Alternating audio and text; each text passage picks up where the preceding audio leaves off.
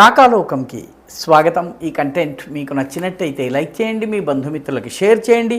ఇప్పటి వరకు సబ్స్క్రైబ్ చేసుకోకపోతే సబ్స్క్రైబ్ బటన్ని నొక్కండి, అదేవిధంగా బెల్ ఐకాన్ని కూడా నొక్కండి. మిత్రులారా, ఇరాన్ ఇజ్రాయెల్ యుద్ధంలో ఇప్పుడు అమెరికా కూడా తలదూర్చింది. అమెరికా చేసినటువంటి ఆపరేషన్ మిడ్ నైట్ హ్యామర్, అర్ధరాత్రి సుత్తి దెబ్బ, తెలుగులో అనువాదం చేసుకుంటే ఈ అర్ధరాత్రి సుత్తి దెబ్బ ఇరాన్ యొక్క న్యూక్లియర్ సైట్ల నెత్తి మీద తగిలింది.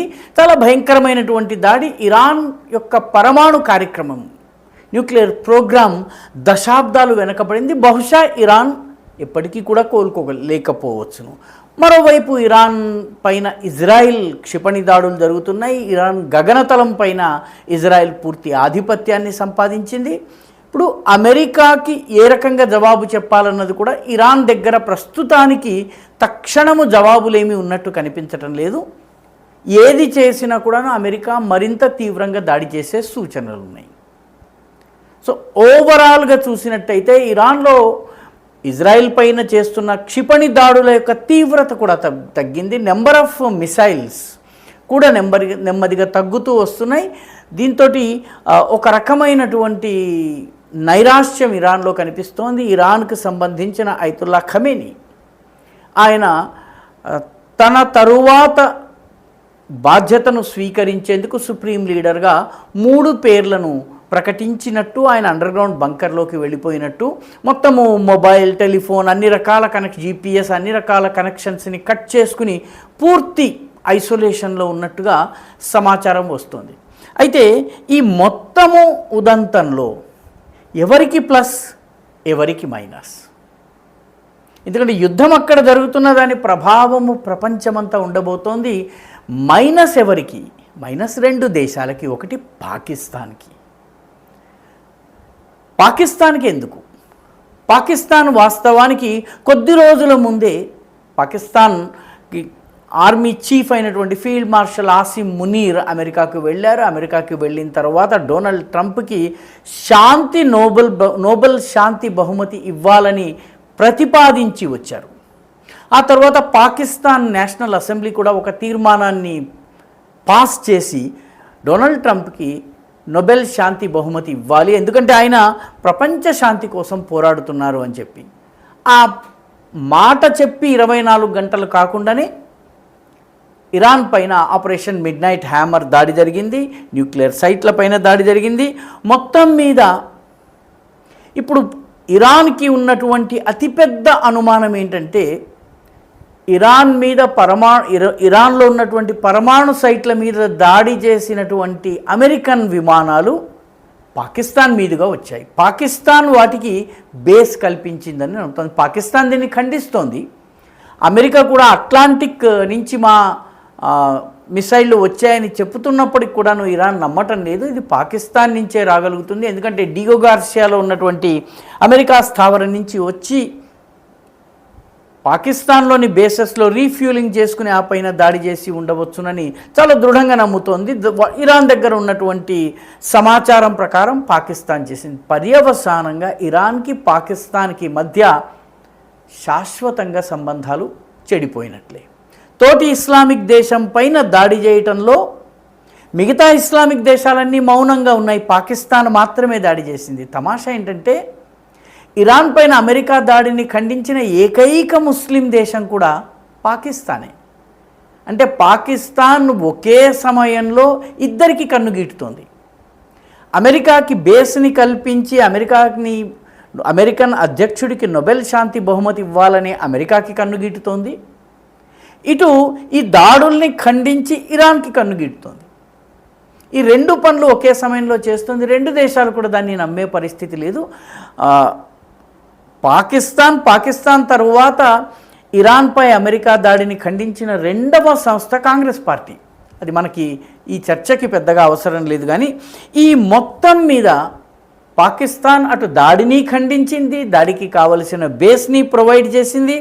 మరొక వైపు ఈ దాడి చేసిన వ్యక్తికి నోబెల్ శాంతి బహుమతి ఇవ్వాలని ఏకగ్రీవ తీర్మానాన్ని కూడా పాస్ చేసింది.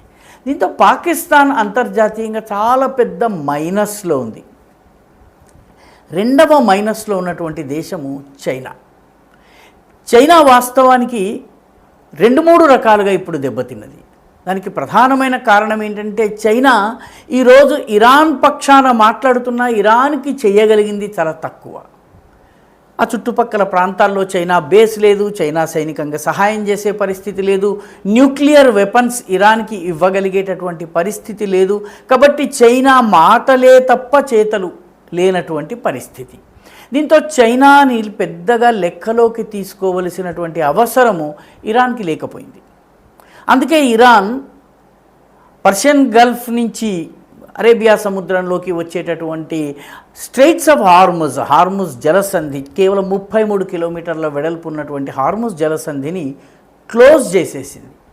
దాన్ని మూసివేయటం వల్ల ఎవరు అత్యధికంగా ప్రభావితులవుతారు? చైనా ప్రభావితమవుతుంది. తమాషా ఏంటంటే చైనాకి సంబంధించినటువంటి మొత్తము ఆయిల్, ప్రపంచ ఆయిల్లో 20% స్ట్రెయిట్స్ ఆఫ్ హార్ముజ్ నుంచి వస్తుంది.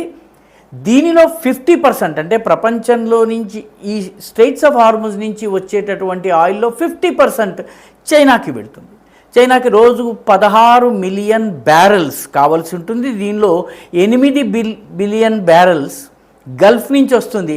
అందులో సగం అంటే దాదాపు 4 బిలియన్ బ్యారెల్స్ స్ట్రెయిట్స్ ఆఫ్ హార్ముజ్ నుంచి, ముఖ్యంగా ఇరాన్ నుంచి వస్తుంది. ఈ స్ట్రెయిట్ ఆఫ్ హార్ముజ్ని మూసివేయటం వల్ల ఇరాన్ యొక్క ఆయిల్ ప్రొడక్షన్ ప్రభావితం కావడం వల్ల, ఆయిల్ సరఫరా ఆగిపోవడం వల్ల తక్షణము దెబ్బతినే దేశము చైనా. లాభపడే దేశాలు ఏమిటి? లాభపడే దేశాలు 2 ఉన్నాయి. ఒకటి రష్యా. ఎందుకంటే ఇప్పుడు అమెరికా దృష్టి అంతా వెస్ట్ ఏషియా, పశ్చిమాసియా మీద ఉంది, ఇరాన్ ఇజ్రాయెల్ యుద్ధం మీద ఉంది. పర్యవసానంగా యుక్రెయిన్ మీద తన దృష్టిని మరలించింది. ఇది రష్యాకి అనుకూలము.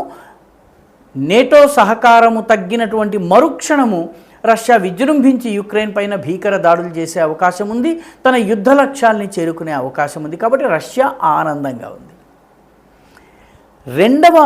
లాభపడ్డటువంటి రెండవ దేశము భారతదేశం. ఎందుకు?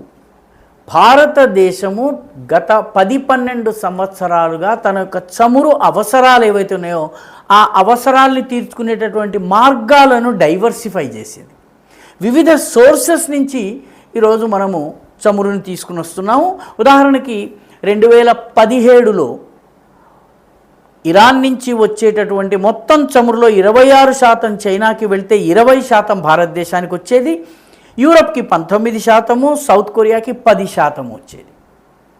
ఇప్పుడు ఇరాన్ నుంచి వెళ్ళే చమురులో 91% చైనాకి వెళ్తుంది, 7% సిరియాకి వెళ్తుంది. సముద్ర మార్గం మీద కాకుండా ల్యాండ్ రూట్ ద్వారా వెళ్తుంది. ఎందుకంటే ఇరాక్ దాటగానే సిరియా వస్తుంది కాబట్టి ఆ రకంగా పంపవచ్చు.